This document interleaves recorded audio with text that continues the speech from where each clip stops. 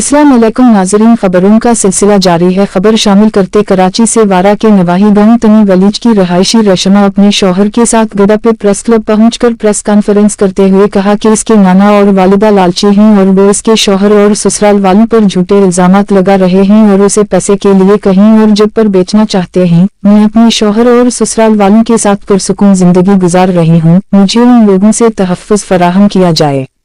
आइए सुनते हैं इसके अपनी ज़बानी कि वो क्या कहते हैं। जी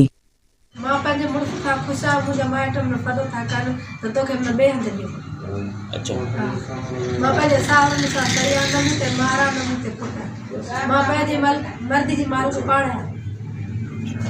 ऐं तुंहिंजा माइट जेके केस जन दाख़िल कयो आहे उहे चवनि था त जेको असांजी छोकिरी खे उहे मारनि था या कुटनि था। अच्छा, पंहिंजे मर्ज़ी सां तूं वेठी आहीं, को बि ज़बरदस्ती कोन्हे तुंहिंजे मथां को मार कुट?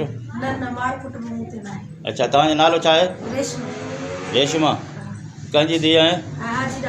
अच्छा, तव्हांजे मुड़ुस जो नालो छा आहे? अयाज़ चांडियो। ठीकु ठीकु। जी जी, तव्हां ॿुधायो त इहा शादी तव्हां पंहिंजे मर्ज़ी सां कई आहे, मालिकनि जे मर्ज़ी सां, माइटनि जे मर्ज़ी सां कई आहे? अच्छा, पोइ छा था चवनि उहो?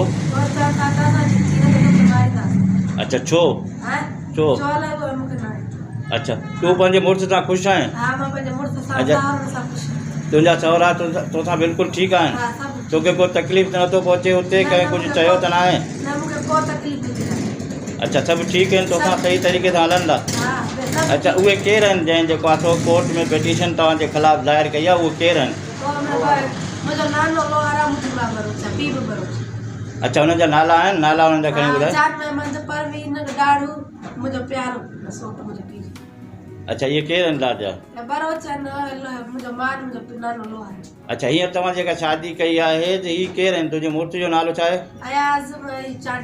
चांडियो आहे। अच्छा, चांडियल में तव्हां शादी कई आहे? हू कहिड़ा बरोच आहिनि जिते तव्हां? खोसा बरोच आहिनि। अच्छा, तोखे का बि तकलीफ़ कोन्हे?